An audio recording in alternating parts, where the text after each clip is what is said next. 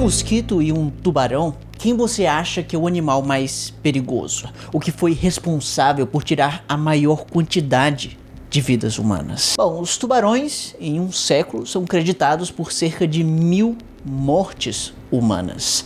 Já os mosquitos são por 1400 por dia. Pois é, isso pode nos fazer pensar que talvez fosse uma boa ideia a gente exterminar todos os mosquitos.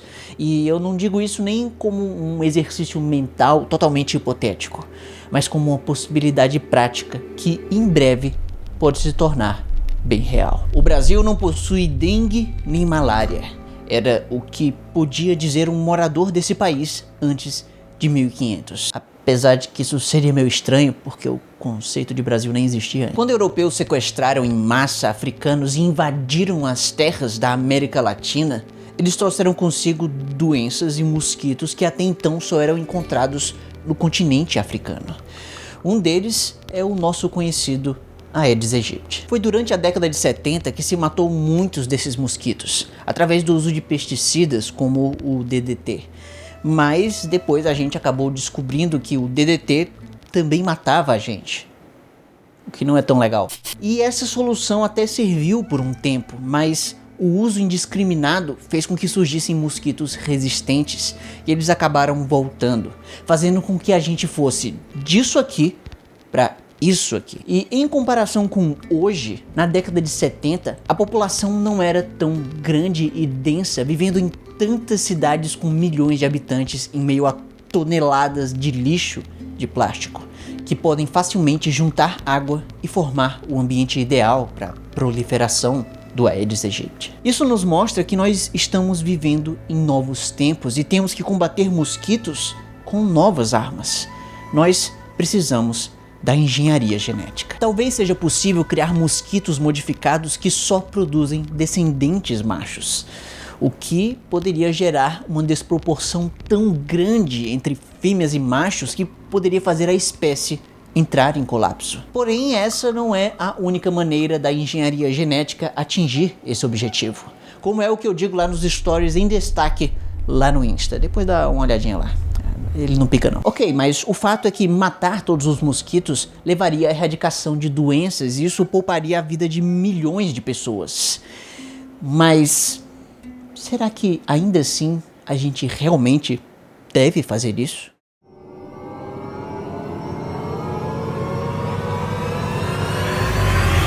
Talvez. E eu sei que essa é uma pergunta que talvez a maioria das pessoas não faria nem para si mesma, no silêncio da própria mente. Mas acontece que eliminar uma espécie inteira pode ter consequências negativas, tanto para a humanidade quanto para o planeta inteiro. Espécies dentro de um ecossistema são como peças de um quebra-cabeça, que se você elimina uma delas, você deixa um vazio dentro daquele conjunto. Porém, esse quebra-cabeça é meio diferente do que você geralmente está acostumado. E algumas peças, na verdade, são mais importantes do que outras. Dependendo de qual delas estamos falando, a sua falta pode não atrapalhar muito o conjunto ou pode destruir todo o seu sentido. E até onde sabemos, muitos mosquitos parecem ser apenas peças sem tanta importância assim para os seus ecossistemas. Geralmente eles não são tão essenciais como alimento ou polinizadores, por exemplo. Mas lembre-se que isso é só até onde sabemos. E nós sabemos muito pouco sobre a vida nesse planeta. Quem sabe esses mosquitos, na verdade, têm uma relevância ecológica muito maior do que a gente consegue ver hoje. E sem eles, ecossistemas poderão sofrer sérias consequências e serão refletidas na qualidade de vida humana. Ou talvez, enquanto a gente está fazendo um mosquito ser exterminado, quem sabe o patógeno dele pode acabar saltando para outro mosquito. E não há nada que garanta que esse novo vetor não seja ainda mais eficiente em espalhar doenças. Porém, vamos supor que nós podemos, de fato, nos livrar do Aedes aegypti, por exemplo, sem maiores consequências negativas para nós. Será que ainda assim nós devemos fazer isso? Bom, a princípio, todas as formas de vida merecem o direito de existir por si só. Caso contrário, a humanidade poderia ativamente exterminar qualquer espécie que pareça ser um problema do ponto de vista mais egoísta possível. Afinal, por que não então derrubar uma floresta inteira para que a gente consiga mais espaço para estacionamentos? Mas ao mesmo tempo que a gente não deve fazer isso, nós também não devemos lamentar se um dia nós atingirmos a erradicação de uma doença como a malária.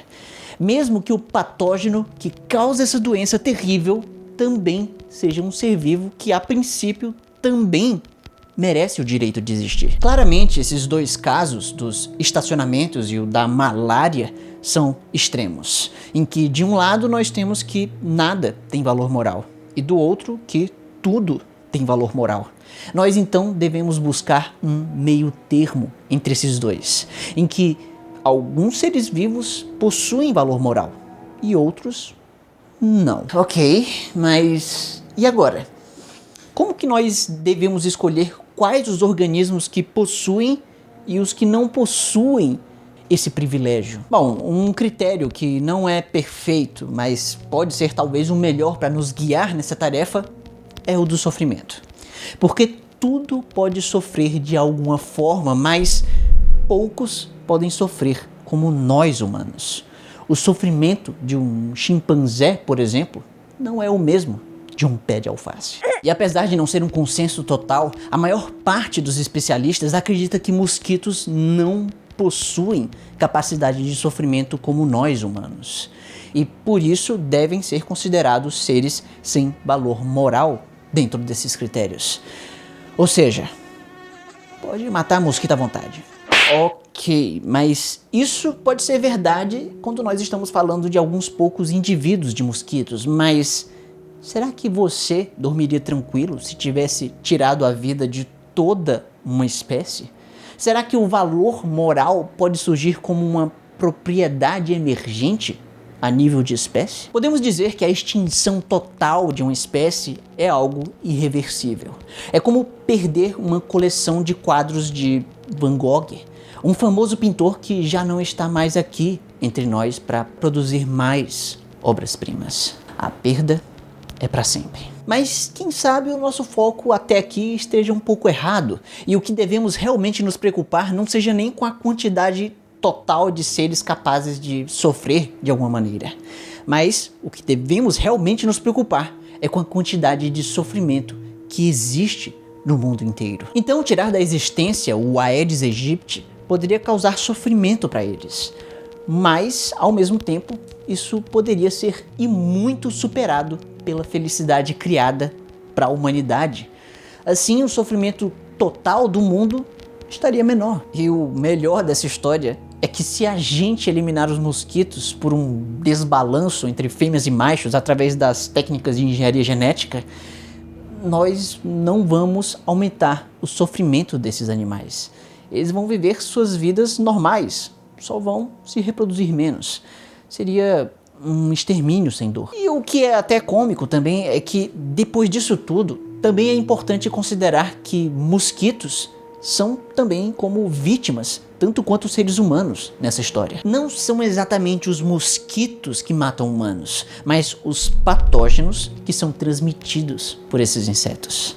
Atribuir mortes de dengue ou malária à conta dos mosquitos é como atribuir a morte de alguém a você, se você espirrou perto dela e acabou transmitindo uma doença fatal. Os mosquitos não ganham nada ao transmitir patógenos para você.